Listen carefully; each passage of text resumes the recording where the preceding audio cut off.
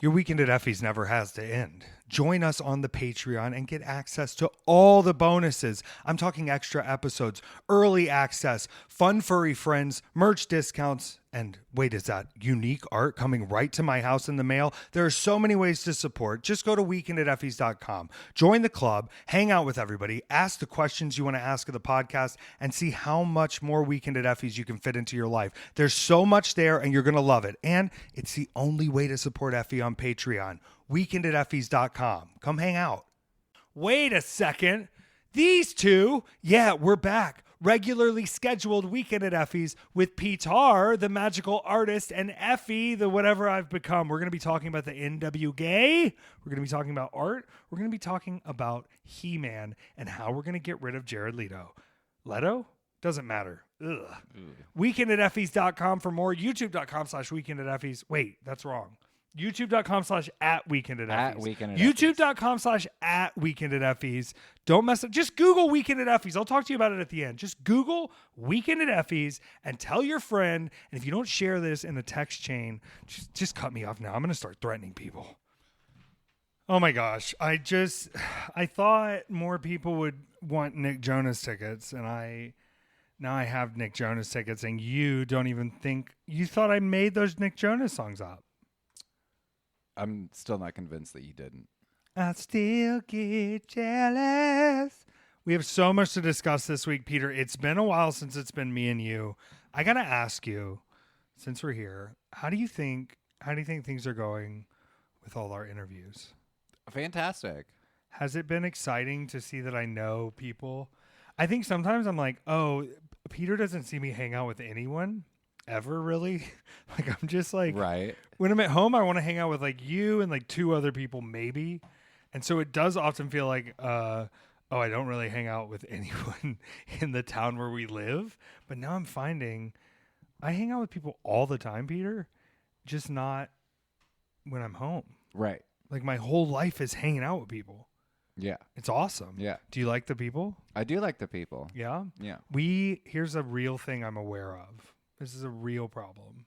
And I've had two women guests set up that have had to reschedule for whatever reason. It's becoming a bit of a boys' club. And a little bit, yeah. I don't want that. Now, what I want is getting as many interviews done as I can and having as many people in here to interview as I can. And what's worked out so far is all of the boys have showed up. All of the girls are sort of like, I don't know why I need to do your podcast. You know, like the vibe is like sort of like, okay, I get it. Like, that's cute. I don't really know why I need to do it. So what I'm doing at the beginning of the show is I'm sending a beam of love, energy, equality, and reflection to all people who are identify as women, who are female, who are femme, because I think what's going to happen by the end of this Pride is I'm going to feel like I'm not a homosexual anymore because there's too many boys, you know? And I got to make sure, I'm not saying you're being interviewed to make sure I'm gay. I'm just saying, like, it would be nice to know some women. It would be, and I know many, but the last woman I was really good friends with, I did make her bleed and have her fired from a company. So I'm just saying, like, reputationally, I could use your assistance. I'm willing to bribe you. Weekend at Effy's Women edition needs to be way more often. Women of Weekend at Effy's edition. You think it's going to work? Hopefully. I hope so. Please just come over to my house. The problem is that women are smart and probably know that there are better things to do with their time than go on podcasts. I'll have you know, many, many, many people are seeing these clips now. Shout out Mike, indeed.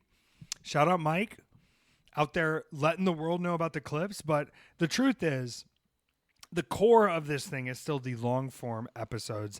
And even if those long-form episodes have interviews, the real core of this thing, I was scrolling back through our YouTube. We were so cute.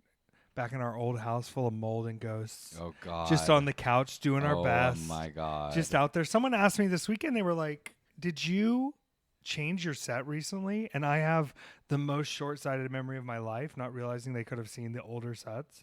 And I was just like, it's been the same. And they're like, it looks great. And it turns out that's not true. Peter, you've done immaculate work. Thank you. Taking this thing to the next level. But I was missing our time together on camera. I was missing our time together on camera. Absolutely. There's such a lovely thing that people get to see, which is it's good for me personally, which is to see that like not everything I say is taken with full sincerity to you, and you kind of like, some people live in the fantasy land with me and they love it and they know too, but you know, you keep me out of the fantasy land a little bit. And I think that's very nice. Now we do have a huge community that backs us, supports us, takes care of us. Did you get your mugs yet? If you haven't gotten your mugs, they're on the way. The mugs are coming to you if you're at our Nicole Kidman Patreon edition, highest tier, superstars.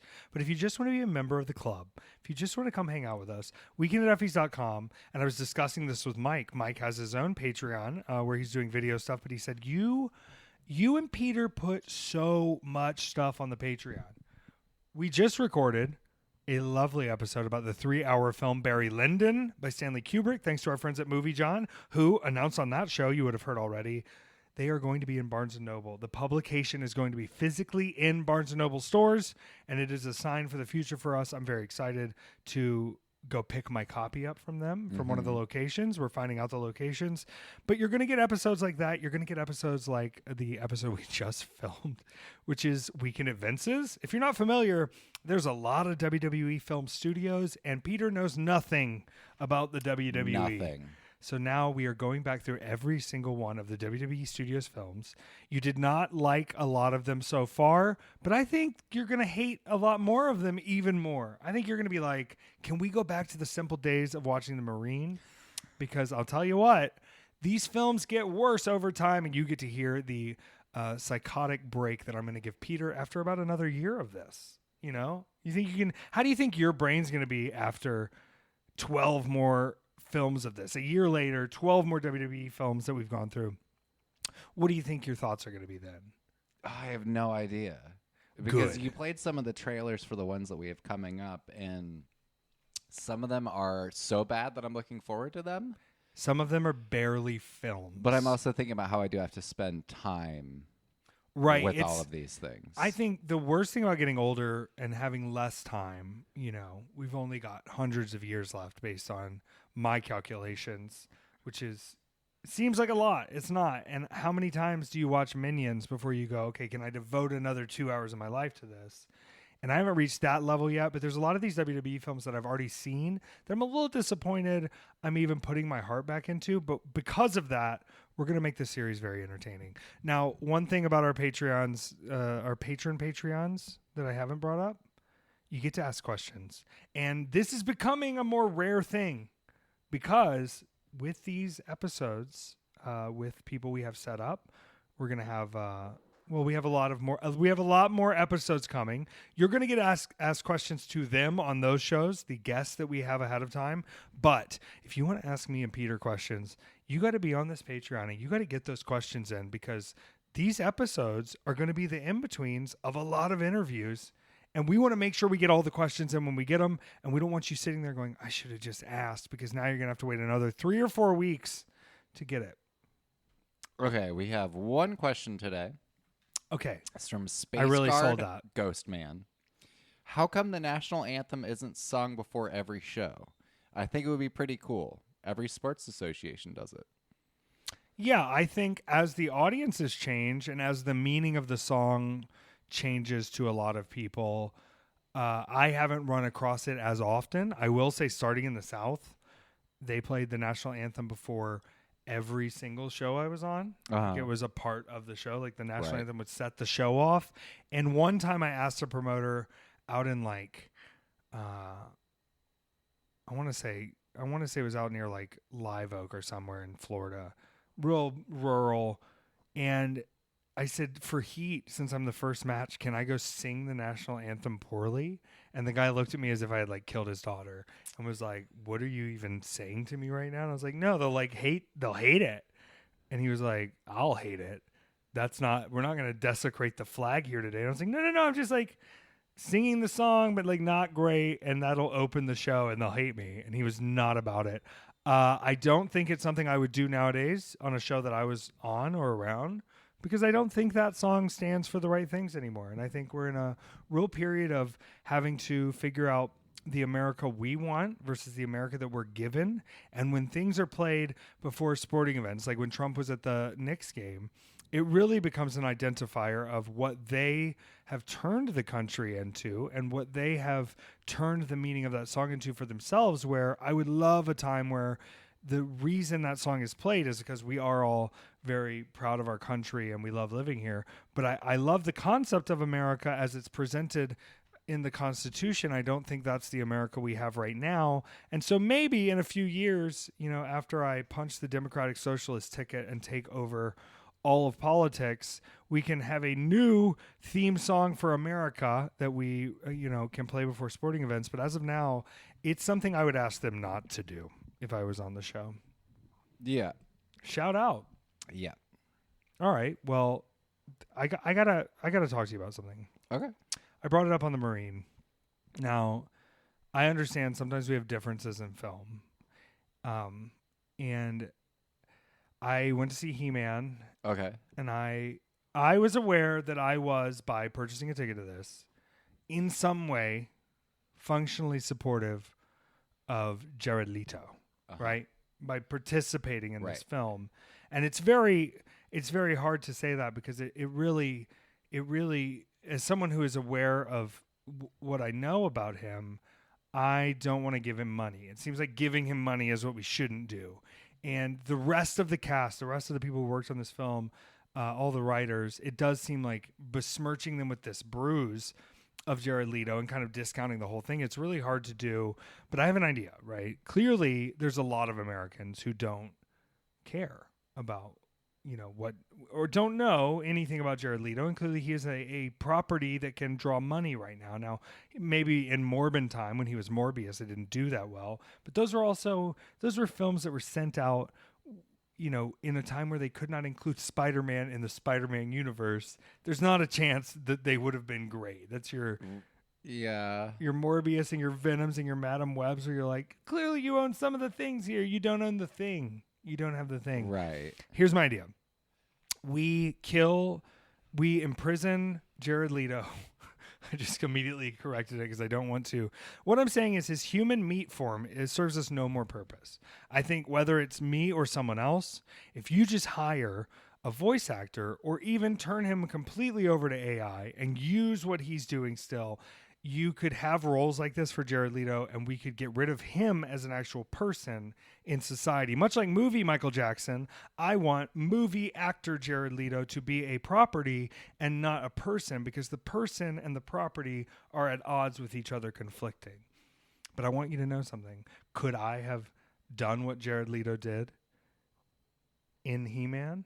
Oh, naughty boy. Yeah, of course. And if you want to say, hey, we're gonna have to say it was Jared Leto who did this, me knowing in my heart, deep down, that I was keeping a Jared Leto off the streets, from being around Disney fans, from being around young people, well, guess what?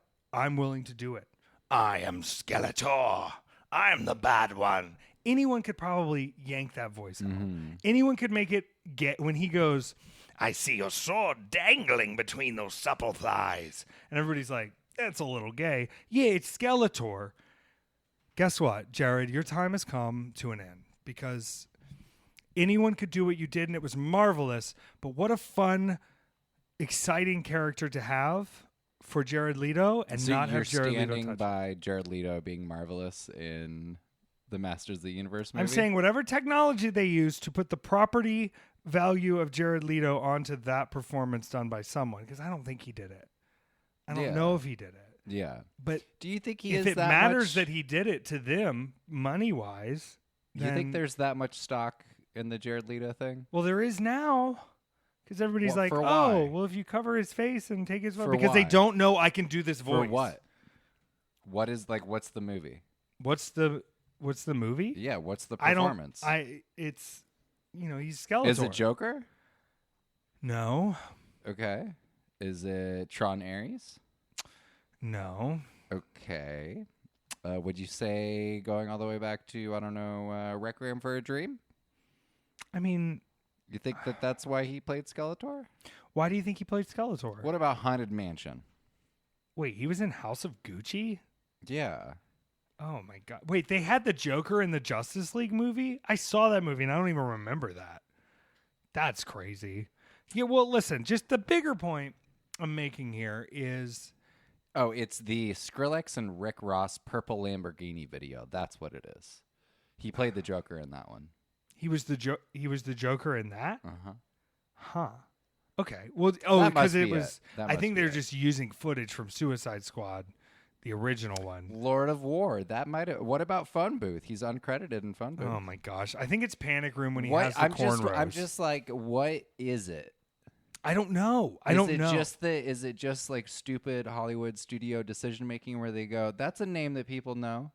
Well, like, okay, imagine you're a Hollywood executive who pays attention to nothing. I'm going to go back to Vince McMahon Mr. Nobody? I'm going to go back to Vince McMahon for a second. Dallas Buyers Club. That's what it is. And you meet like a hot, cool guy. Everybody's favorite. And you haven't met any more hot, cool guys. You just think that that's the only hot, cool guy. So I think like he met these executives, or he probably is like doing a weird, blackmail kind of scam.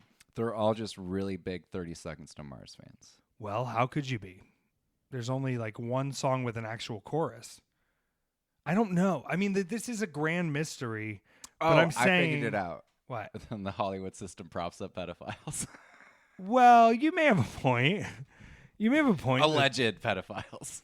It is hard to believe that like he tried out for the role. I mean, like he did the role. The role of Skeletor is great, but what I'm saying is, if you guys are so fucking hard pressed on having Jared Leto be in your movie, just replace the person doing it with someone else, so you can get rid of him. Give it to Chris Pratt. Mamma Mia, Bowser! I'm not gonna let you out of there. Yeah. Peach, everything has been working towards this. Chris Pratt. Yeah. His brother Spencer Pratt lost the L.A. mayoral race. Is that true? They're related? No, but how crazy would that be? They're both just pieces of fucking shit that prop their religious beliefs on everyone else, and then in actuality do nothing that the religion would suggest of them. I think that's fascinating. I think being given the role of, because doesn't he voices Mario, obviously, but he had another huge voice role recently that was like for no reason. What was it? You're right. We may as well get into this real quick. We have so much more to talk about, but this is my fucking show with Peter, and we can talk about Chris Pratt animated voices. Have we discussed why I think he's a Christian before on here? Why? I think we've had this discussion. Where like it's the same as Tom Cruise being Scientologist. Yeah. Where like if you approach Chris Pratt in the grocery store, you're gonna be like, "Oh my God, Chris Pratt, you were the Star-Lord." And the minute he can be like, "Do you want to come to my church Sunday?" You're like, "I don't think I want to do anything else with you ever again." And then they're like, "What are you doing this weekend, Chris?" And he's like, "I was gonna carry a cross up a mountain." In honor of my Lord and Savior. And so it's just like, not only does going to church with you not sound fun, everything you do outside of it sounds a little, oh yeah, Garfield. And then he was Emmett from the Lego movie and Super Mario. And he was in the film Onward with Tom Holland. Do you remember that film in the fantasy world where they have to go rescue their dad who's a fantasy creature? No. All right. Well, I don't think he should voice Garfield. Okay, he could voice Skeletor then. I'm Skeletor. Yeah. It's crazy. Rocky Raccoon. I don't know. It's very generic white guy voice. But I loved He-Man. I loved all of it except for Jared Leto. And shout out homosexuals, because as many people, because I looked it up and many people were having the same thought of, wait a second, who wrote this? This is gay. Yes, it's a gay man who wrote and did the film, and it comes through marvelously. If you're a 12-year-old boy or you're a flaming homosexual in their 30s, you're going to love it. You're going to love this film. Peter, how have you been? Good. Busy. I brought something to life from our old episodes. This is what it's turning into. You get to be a part of these moments that when I plant them, I never know how they're going to play out. And you've been along for that ride with me. We've had some controversial moments on this podcast. Can you remember a few? Don't bring them up. Just think about them. Yep. Just think about Googling me that one time and going, oh, shit. Okay. So there's this one time where I was asked to do NWA. And I, instead of keeping it to myself and just saying no, made a whole fuss about it. And I just want to say to all the young wrestlers out there, to all the young up-and-coming wrestlers, you may not want to do what Effy did. It doesn't always play out great, right? There's still a lot of things in wrestling that maybe I've run my mouth a little too much to get to be a part of. But I was pulled aside after a very long period of time and told that, listen, you piss some people off. Some people, you can guess the people. But it is intriguing that you are still standing, that you piss everyone off and you are still out here pissing people off, because what they realize is these things that are taken as personal attacks because they're coming from a shady gay man on their screen. In my community, in my culture, that's how we get things done. And this is one example along a career of examples of me heating up the water until it's about to boil and then cutting off the flame and seeing what happens. And I'll tell you what, we perfectly cooked that pasta, because this weekend, on the weekend of my birthday, in my hometown, Billy Corgan invited me to come be a part of the NWA. And historically, that would seem impossible. It would seem impossible given the circumstances of what I did and the reach sometimes of what I say here. I didn't go into this podcast, and you can say you're a liar. I didn't go into this podcast with the intention of constantly stirring shit up. I am just constantly stirring shit up, and you started recording it so then it gets out to a bigger amount of people. I don't think I want to take as many. I say that I don't want to take as many risks. Interviewing other people has been lovely because I get to learn about their life. We get to discuss other things, and we get to say things like, if you don't want that in there, we don't have to have it in there. I think it's good. I've never had that premonition for my own things. And there would be times where things would be coming out and you'd be like, this one's about to drop. Like, we realized after a little while that you were like, if you filled me in a little ahead and I wasn't like caught off guard by a clip that was going to be like a little controversial, and some things never popped off even that you warned me about, and we're fine with it. Then I may have chosen my words differently in those times. And I don't know if I will now, but I am saying to myself in the past, look how good the studio looks right now. Look how good the YouTube video looks right now. We just finally cracked 500 subscribers. I need y'all I know y'all are on YouTube. I get shadow banned everywhere for being homosexual. You know, my Instagram today, someone was going, I can't find your Instagram. And I was like, what? So I went in. Turns out because I had gay pro wrestler in my account bio, I was being limited from search by followers and non-followers. Okay? There are things in the content that you're getting with Weekend at Effy's that are bombshells or crazy behind the scenes, but there's also things that are not controversial that are causing us to not get the reach we get on things that are controversial. And it's because a lot of our content has to do with gay things, because I'm gay, because we're gay, there's gay. And I want to say the NWA may not be the same NWA I was talking about on this show. And they've had to make some statements lately. They had some things they were dealing with people who were not making wise decisions, knowing that Effy was coming in, and they were dealt with accordingly in a way that I don't think would have been dealt with a few years ago. And this is someone I know, but they made some decisions to say some things they shouldn't have said. And NWA said, nope, you're out of here. Get out of here. We'll deal with you later. But as of right now, this is not acceptable behavior. And so coming in, I kind of already had the feeling, oh, this is going to be different than I expected. Now, I don't love getting to shows early. I had this conversation with someone recently, and I'm going to take the conversation on because they didn't, because I stand by what they said. I don't think I should have to be at a building more than 3 hours before the bell time. And I realistically don't think, in my world, if you were saying, Effy, you do what's right for you as long as you're here for the match, that I need to be there more than an hour before my match, if we're being completely honest. But in the situation, I said, I will give this a try. They are meeting me halfway on this, and I think it's interesting. I want to see what it's about. And plus, I believe, back to what I'm saying, that if I have issues with a company, or I think they should do things differently, or I think they can change what they're doing to make it better, or I think it's not resonating in a way that would align with Effy's participation, if I am given the chance to go like, okay, what would you do then? I got to do it. You can't just go around complaining about everything.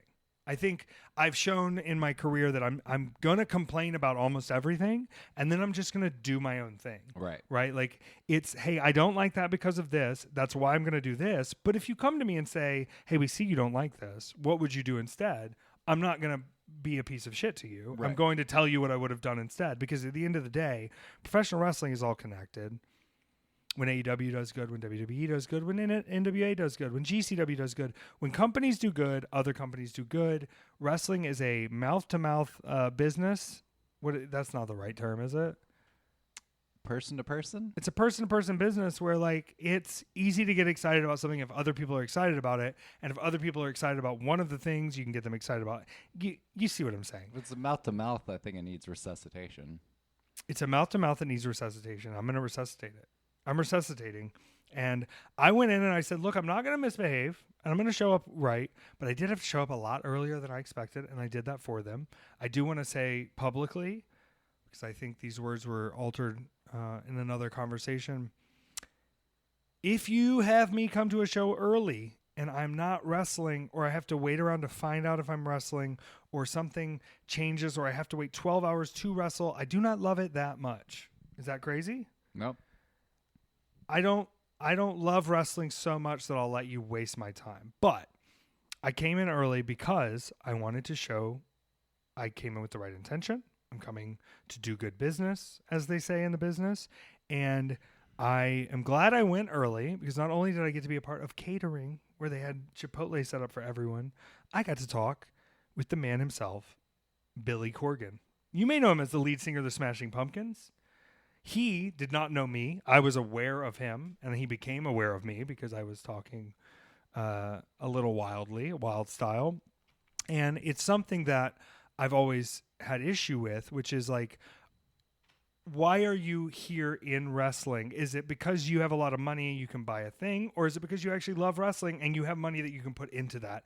And luckily, I got to see that Billy Corgan really loves pro wrestling. The dude is paying attention to every segment. The dude is in every production meeting. The dude was there all day working hard, making sure everybody was there, checking in on every match. It is really crazy to me that I would even put him in that same category where I'm going, oh, are you just the guy who runs the Smashing Pumpkins and now you think you can just buy wrestling? And that's not like at all the case of the person I met with and the things we did. And I think it was also like, I got to come in and be like, yo, like, I know you've heard things I've said or heard things I've done, and it probably has not been very flattering to you. And so you're taking a risk bringing in Effy to NWA. And I want to show you today that I have very strong feelings about things because I put so much into the wrestling that I put out. I put so much into the shows that I put out. And when I'm on the ground, I'm not on the outside of the building throwing rocks going like, you should give us small bread. Like that guy, I love being that guy. But when the king in the castle notices that guy and brings him into the castle, well, then you got to like explain how you're going to get more bread and how we're going to do this. Like, what's the system to doing it? And now I'm in the castle and I'm given a chance to debut with them, which will be filmed for Comet. You know about Comet? It's like Tubi, where it's free. Okay. And they have all the old horror movies. Okay. Like they have a bunch of the old Nightmare on Elm Streets on there. I don't know. It's worth looking at. It is websited. Wait, they do? Yes. Okay, because those are like hard to find anywhere. I know. You just got to pull it up on the web app for Okay. Comet. Okay. I think it's going to be a couple weeks before I debut. I got to go in and just be Effy. Now, I was in Atlanta, obviously, in a building I've been in many times. That would be Center Stage, where I once saw Lady Gaga perform, where I've performed many times with GCW, where I have now performed with NWA here, which is crazy. And I was facing Kratos, who I knew from wrestling, but I mostly knew from all of the blood sport shows he did Josh Barnett's Bloodsport. They're very close friends, and we were discussing Josh Barnett a little bit before we were, set to beat the hell out of each other. And I got to tell you, you've got to watch the match to see what happens. But Okay. I was incredibly impressed with that man's strength. He is so strong and gigantic, and to be given someone, like, it wasn't like they just threw me out there with like, oh, here's like nobody, or like you're gonna get eaten up by nobody. It was like two guys you want to see wrestle. Like, this is easily a match that GCW could have booked, or easily a match that any other promotion could have booked, where it like made sense that we would fight each other. This is two big time guys. Right. And being in center stage with their production setup, this is no shade to the indies, but it was like very interesting to have, what's the big crane, the gimbal crane, or like what's the crane? A crane? Yeah, they had a crane. Are you talking about a Crazy. jib? A jib. Okay. Why is it called a jib? Because it goes up and down? That doesn't answer the jib. Yeah. Like giblets out of a turkey? I don't know why it's called a jib. Well, why is it called a Job? Because it's... Remember Job? Yeah, they cursed him. What about Jeb? Bush. Jib. Jib. Goes up and down. Giblet. I don't know. It sounds like a fun word. They had a jib. Crane's fine. It was a long, wild day, but I got to get out there and I went, oh. It's the thing I constantly tell people all the time. I'm like, oh, you've done this before. And I'm proud of, what came out of it. I'm pumped for people to see the NWA Comet TV show. It's every Saturday at 4 p.m. Now, I'm not signed there. I'm not exclusive anywhere. I doubt I will ever be exclusive anywhere unless somebody was crazy enough to understand the vision I'm putting out, which is, if I can do all of this with just my friend Peter and you have a staff of 10, you should be able to do 10 times as much money as I can do, and then you should give me half of it. Right. That's how I'm going to stick to it. But also the roster is a lot different than I expected, and it was a lot of people I knew, which is very cool and very interesting. Carrie Morton, what a babe. You got to spend a little time with Carrie Morton, and his episode will be out with Weekend at Effy soon. Yes, it will be. And only on the Patreon right now. I have not decided the drop dates on these. We have like a whole summer of drop dates on so many interviews, and another one of those, because we had NWA going on, Pollo Del Mar, who is now a producer for NWA. So they were in the production meetings with Billy Corgan and with Joe Galley, with Kyle Davis. That's, the squad there. But also that Carrie Morton interview is great. I've known him for years. I think we can get Ricky on the show. I had a great convo with Ricky. Okay. He's incredible. And I think he's 69 now. Oh, wow. 69 years old, 68 years old maybe. But he's still out there doing the shows. I don't know. There was a comfort level to it, and they had everything figured out.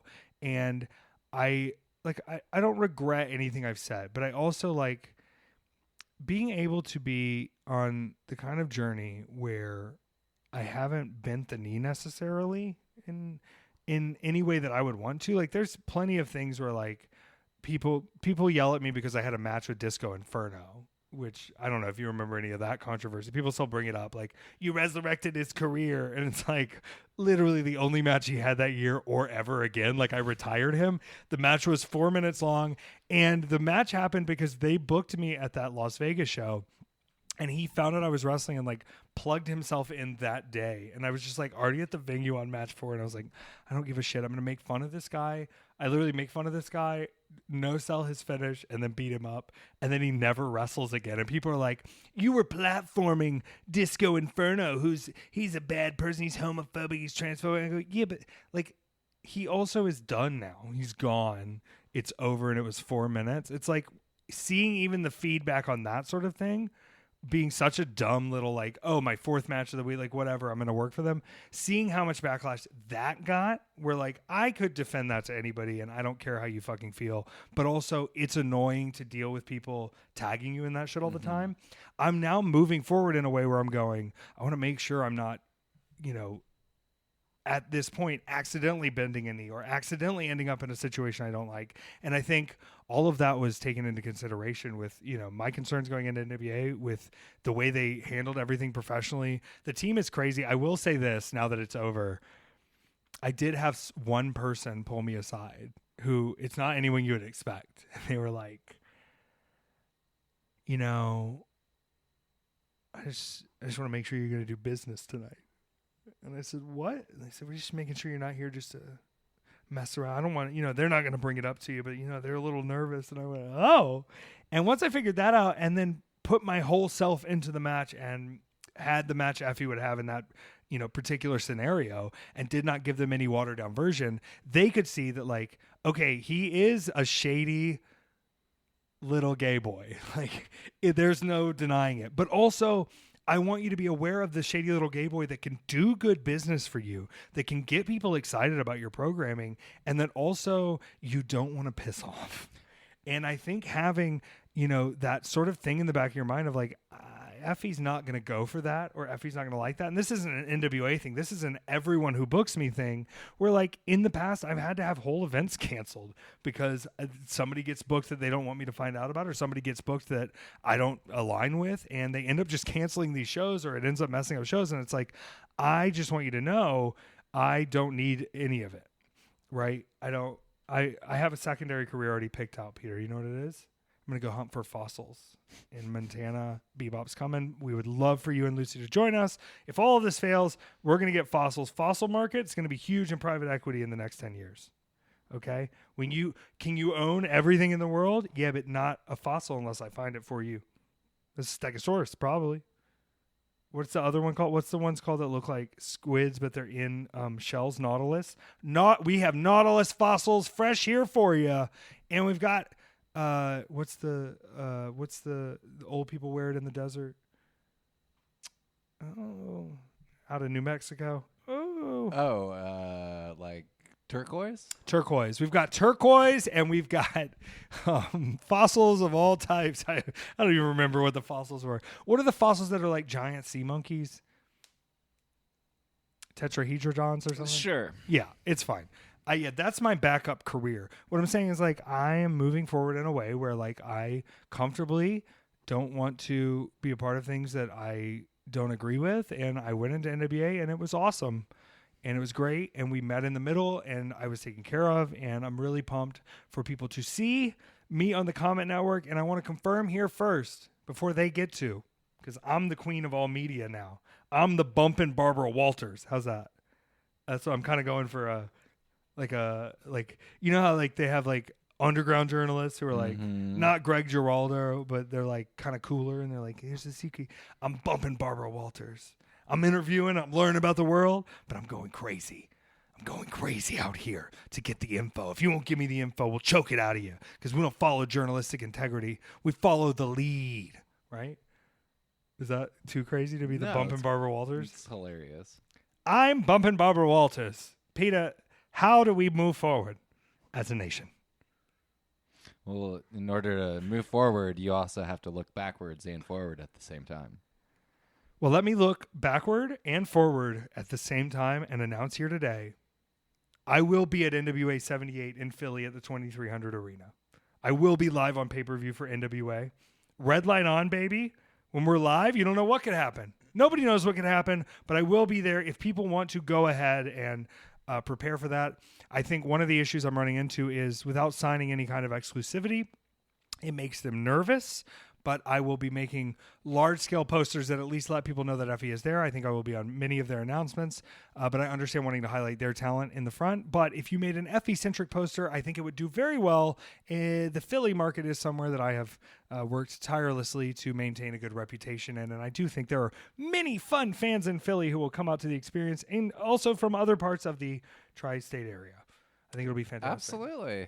It's a wild time to be Effy.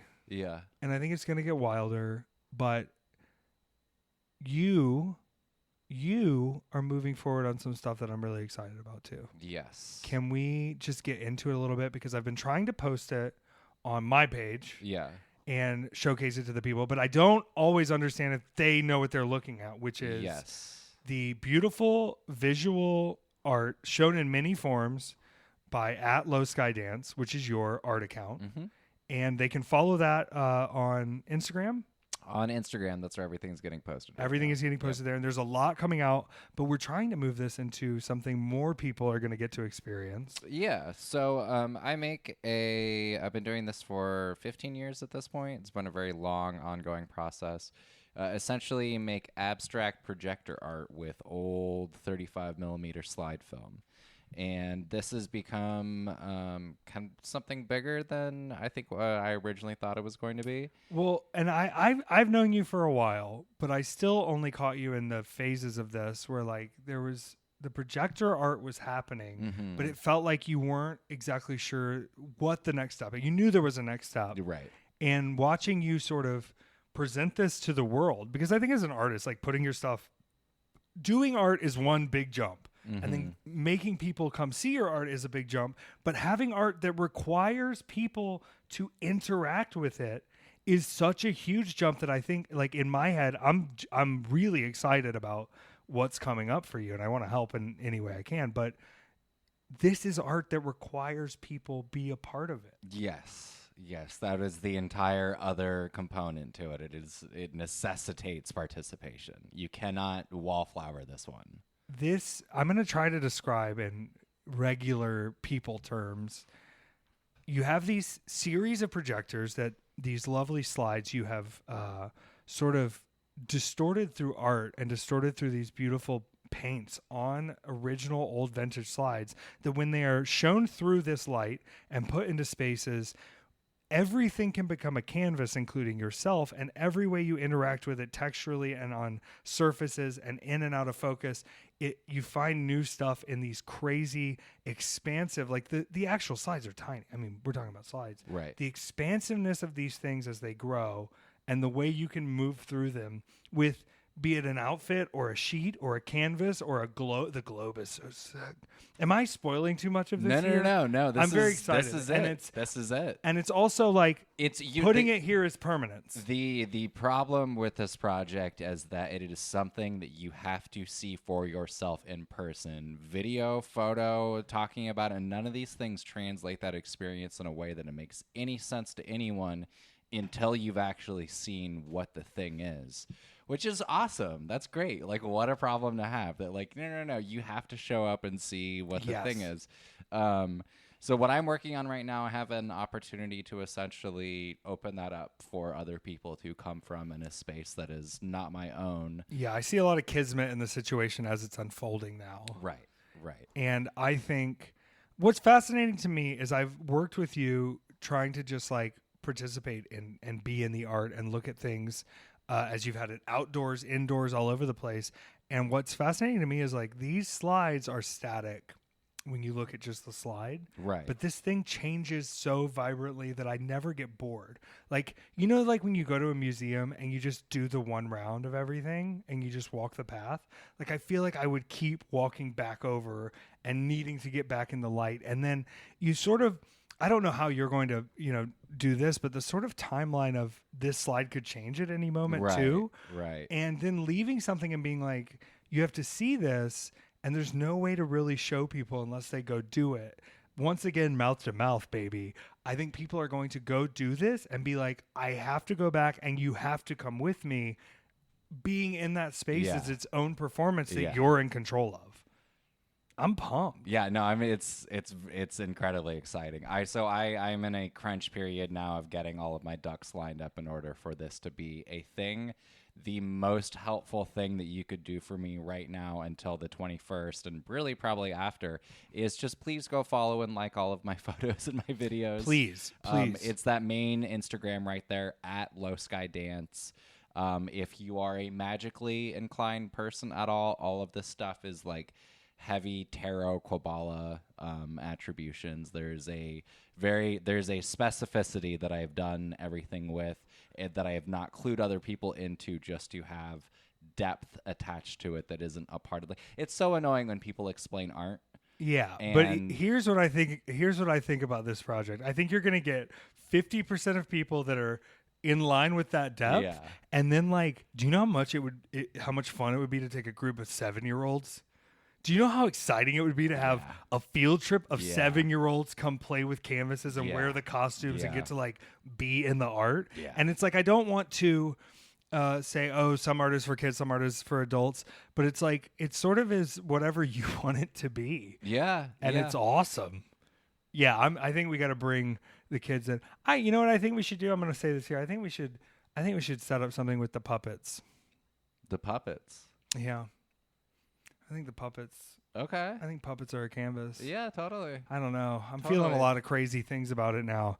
We've had a crazy few weeks, Peter. I got to be completely honest. And getting to come back here and just kind of present our findings and thoughts is always a blessing to me. I'm going to keep promoting the Patreon, like a ton of the Patreon. And I'm going to keep promoting your art and your things out there. I just want to say thank you to everybody who has supported the podcast. I'm not done yet, but I'm just saying, like, thank you all. This is crazy that we've had it going this long. And also that, you know, you talk about this art project taking 15 years. And I think there's a lot of times where doing a podcast like this, I think in certain parts of last year was like, what are we doing, kind of? And it feels like just pushing through it and continuing to do the work is something that you don't want to necessarily hear. And I can't tell you how things evolve when you do it, but like one thing I bring up in my seminars a lot is like wrestling is a really long game, but I think anything worth having is kind of a long game. Yeah. And for us now to be opening our doors in our house to all of the people that are getting to just like share their stories, and the amount of times I've just been caught so off guard by people we've been interviewing on stuff that like I didn't think I had any idea of. It's really fascinating. And it's also really awesome to find out this. I think you said to me one day, like, are you sure you want to keep recording? So like, can you keep talking? And what I've noticed is I don't ever stop talking. And it's something Nick Karp mentioned on the interview we did with Nick Karp that was like, if people think you're putting on a show here, like you just don't shut up. And I'm not going to. And I'm not going to, it's not that I'm not aware of the fact that I'm talking a lot. I'm going to keep, trying in the interviews to listen as much as possible. But I figured it out, Peter. I can't stop asking questions and talking when I'm interacting with the world. Yeah. And I used to say it was just because like I didn't have a filter of like what was coming out of my brain. I do very much have a filter. It's just a very refined filter to where I think most of the things I can say out loud. Right. And I know the audiences that can hear them, which like this audience is a very wide one. Peter, you're someone I feel like I can present any idea to, like when I presented the cannibalism to Manders and he was very uncomfortable. Oh, you weren't there for that. When I was like, if you woke up and they cut your leg off and they were like, hey, really sorry, you're in an accident, the leg's gone. You got 10 minutes to make a choice. We still have the leg. Do you want fajitas? And he was like, what? And I was like, would you eat the fajitas? And he was like, dude, no, I'm not eating the human meat. And I was like, Steve, I'd eat the fajitas. Yeah. And he was like, no, that's like that's cannibalism. It's your fajitas. Yeah, but then I kind of extended it a little further and said, if somebody else had agreed to let me eat their fajitas, I would also eat their fajitas. Well cooked. I don't want any of it, but it's lovely to have you here to where I can share these. It feels like you weren't as comfortable with that one. I just don't know where the meat's coming from. Santa Claus falls off your roof. You're Tim Allen. You overtake. I don't want to be in a situation with a close friend where 10 years down the road they go, man, you really shouldn't have eaten those fajitas. I didn't want you to eat those fajitas. I didn't know how. I felt like I had to offer you the fajitas in those moments. But for 10 years, it has bothered me that you ate a part of my leg. Why did you do that? Okay, wait. Which one would be worse? Knowing the whole time that I asked you and you let me and you shouldn't have, or finding out 10 years later that when you got your leg amputated, I did in fact eat the leg as fajitas. I think out of all of these things, the worst part of it's missing the leg. Well, and if you want to learn more about the consequences of scamming, you can listen to our Movie John bonus Patreon episode right now of Barry Lyndon, where in fact the moment he stops scamming, I'll let you find out for yourself. It's an incredible film. I'm pumped to keep doing episodes with you. I'm gonna do this thing. This is a thing I want to do where like you are so incredible with these episodes, in filling the information of like my upcoming dates where I don't feel like I have to go through and do a date video. But I think if we started doing a date video, It's not a bad idea. people would be into it. And I know this is going to be out for Patreon people this week, but for those who are not going to get this episode until next week, boo-boo, don't miss me, because Thursday night I'm back at Chaotic in Massachusetts. Then Friday I'm off, but Saturday I'm going to Razor Pro in Arkansas for Effy's Afternoon Delight. Then Sunday I'm going to Death in the Family, Austin, Texas. Give us dates on these. 6/13 Razor Pro, 6/14 Death in Okay. the Family in Austin, Give Texas. us the actual month and then say the date Okay. I'm gonna and try what it. day it is. If you're wondering where you can see Effy, June 11th, you can see me at Chaotic Wrestling in Boston, Massachusetts. June 13th, you can see me in Arkansas, Sandy Springs, Arkansas for their Pride event, Razor Pro presenting Effy's Afternoon Delight. June 14th. You still didn't do it. You What gotta did say I the do? date. You gotta say Friday, June 14th. Oh my God. Yeah. So they know what day it is. Friday? No, June 14th is a Sunday. Well, I don't know. Sunday, what day, June. I don't know what day it is. I don't have this. I'm trying to do a calendar here. Sunday, June 14th, I'm at Death in the Family in Austin Wrestling. Friday, June 19th, I'm at After Dark Wrestling outside of Chicago. Saturday, June 20th, I'm at Dreamwave Wrestling fighting Connor Hopkins outside of Chicago, same area. Then the 21st, June 21st, which is a Sunday, I'm in Minneapolis, Minnesota at First Wrestling Remix at First Avenue where Prince used to live. Then Friday, June 26th, I'm at Freelance Wrestling in Chicago at the beautiful Logan Square Auditorium. Then the 27th, Saturday, June 27th, I'm at Blitzkrieg Pro in Connecticut. Then, I can't tell you some things, but then June 29th, I am at Produce, New York City. It's a Monday night in New York City. There's going to be some sick videos coming out about Effy and Produce very soon from the lovely Robert Peak. I'm very excited about that. I'll update the dates later, and it'll be great. But you think that's the right way to announce them? Yeah. Incredible. Please sign up for the Patreon, weekend@effys.com. Join the party, join the club, ask some questions, and get all of the interviews early. And if you're not watching the video of this on the YouTube and you're still just listening to the audio, good for you. Hold steady. But for the rest of the world, people want the video. We record the video. We have a beautiful set. We have beautiful faces. Our skin is glowing right now. We just look gorgeous. Unbelievable. YouTube.com/@weekend@effys, because YouTube ran out of account names, so you have to put the @ in front of it. But I'm going to tell you a secret. And this is something I've been like, I tried it on Shane Hartline's show the other night, and I think it's like a little shitty, but I also think it's aware of how smart the people that watch and do anything that I'm a part of are. And it's saying you should Google Weekend at Effy's, and then you'll see 30 different ways to be a part of Weekend at Effy's, and you'll see the Twitter, and you'll see the Instagram, and you'll have the YouTube, and you can see the other stuff. And I need you to do something right now for me live on the air. I want you to go to effylives.com. I want you to go to effylives.com. Yeah, that's the same website you can join the Newgate Bullet Club. And Peter, I apologize it took me this long, but I just set up something very, very cool with weekend@effys.com. Okay, you're gonna allow the cookies. Okay, install all the cookies. Okay, now scroll down a little, and I may re-alter this.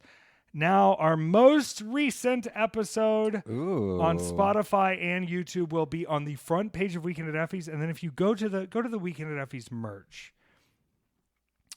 Shop Weekend at Effy. Now scroll that again. I got to get rid of that large picture. Oh, no. Okay, so that's an incorrect link. Go to the top again of the website, effylives.com. Oh, no. I mean, like, go to the, like, scroll up to the top and then see if you can click Weekend at Effy's over there. You see that? Yeah.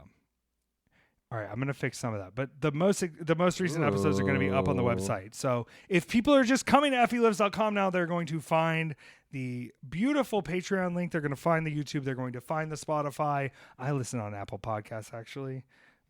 And I don't miss an episode because I was in all of them. I will say those Spotify closed captions are pretty incredible, though. Yeah. That's pretty magical stuff that we can transcript all of this. And we'll be able to look back in history, and people will know when I was tooting my horn. Get a Weekend at Effy shirt. Go to weekend@effys.com. Thank you so much for joining us on this journey. We have so much stuff about to come out to you, and I hope you are ready.